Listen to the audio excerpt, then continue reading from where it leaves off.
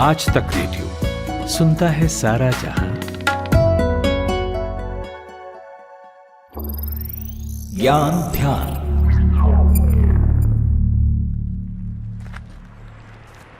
दिन भर की थकान और भागदौड़ के बाद कोई भी यही चाहेगा रात में उसकी नींद में बाधा ना पड़े, और इसके लिए ज़रूरी है कि रात में नींद पूरी हो। लेकिन अगर आप शादीशुदा ज़िंदगी जी रहे हैं तो ऐसा अक्सर देखा गया है कि आप अपने पार्टनर के खर्राटों या उसके सोने की गलत आदतों की वजह से सो ना पाएं।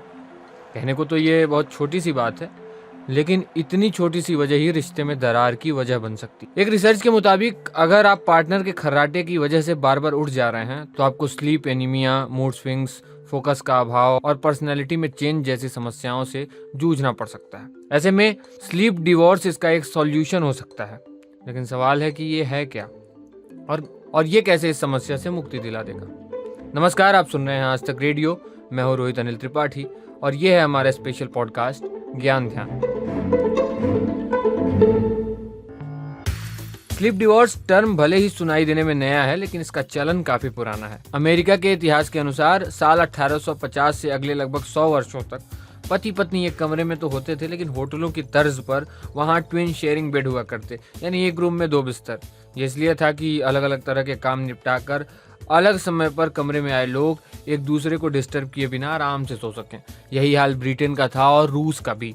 साल 1861 में हेल्थ कैंपेनर और डॉक्टर विलियम विटी हॉल ने किताब में बेड शेयर करने के नुकसान बताते हुए किताब लिख डाली, जिसका नाम था स्लीप और हाइजीन ऑफ द नाइट। इसमें हॉल ने दांत साफ रखने और नाखून कटे हुए होने की तरह ही साफ सुथरे बेड पर अकेले सोने की सलाह दी थी, ताकि शरीर कंफर्टेबल रहे। उनका तर्क था कि 2 बिल्कुल अलग उम्र या अलग रूटीन वाले लोग अगर एक साथ सुला दिए जाएं तो एक की नींद पर बुरा असर होगा, या हो सकता है कि दोनों की ही नींद पूरी ना हो सके। ये परंपरा बदली दूसरे विश्व युद्ध के बाद। डबल बेड लगभग इसी समय की देन है। कम से कम पश्चिम के बारे में तो ये कहा जा सकता है। तब युद्ध से लौटे सैनिक उदास थे। ऐसे में कंफर्ट देने के लिए पत्नियां या प्रेमिकाएं साथ रहने लगी, और जल्द ही ट्विन बेड्स को टूटती हुई शादी का प्रतीक माना जाने लगा। साल 1956 में सेपरेट बेड्स के कॉन्सेप्ट को कोसते हुए फेमिनिस्ट लेखिका मेरी स्टोप्स ने अपनी किताब स्लीप में लिखा कि ट्विन शेयरिंग बेड शादीशुदा लोगों से नफरत करने वाले किसी शैतानी दिमाग की उपज है। इस तरह से किंग साइज बेड ने सेपरेट बेड्स की जगह ले ली। ये तो बात हो गई इतिहास की। अब वर्तमान में लौट कर आते हैं।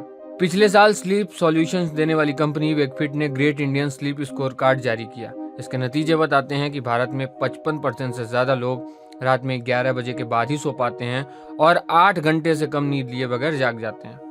कितने यंग जोड़े नींद की कमी से जूझ रहे हैं, इसका कोई ताज़ा डेटा तो नहीं है, लेकिन health technology company Philips India का 2019 का डेटा कहता है कि लगभग 93% भारतीय पूरी नींद नहीं ले पाते।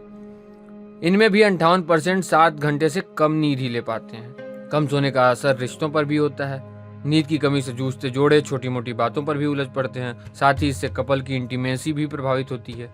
यही वजह है कि अलग अलग वर्क प्रोफाइल वाले पति पत्नी अलग बेडरूम या अलग समय पर सोना प्रेफर कर रहे हैं, और इसे ही कहते हैं स्लीप डिवोर्स। इसके अलावा भी कई दूसरे कारण हैं, जैसे जोड़े में एक खर्राटे लेता हो, बार बार वॉशरूम जाने की आदत हो, या देर रात सोना पसंद करता हो, तब भी कपल्स स्लीप डिवोर्स की तरफ जा रहे हैं।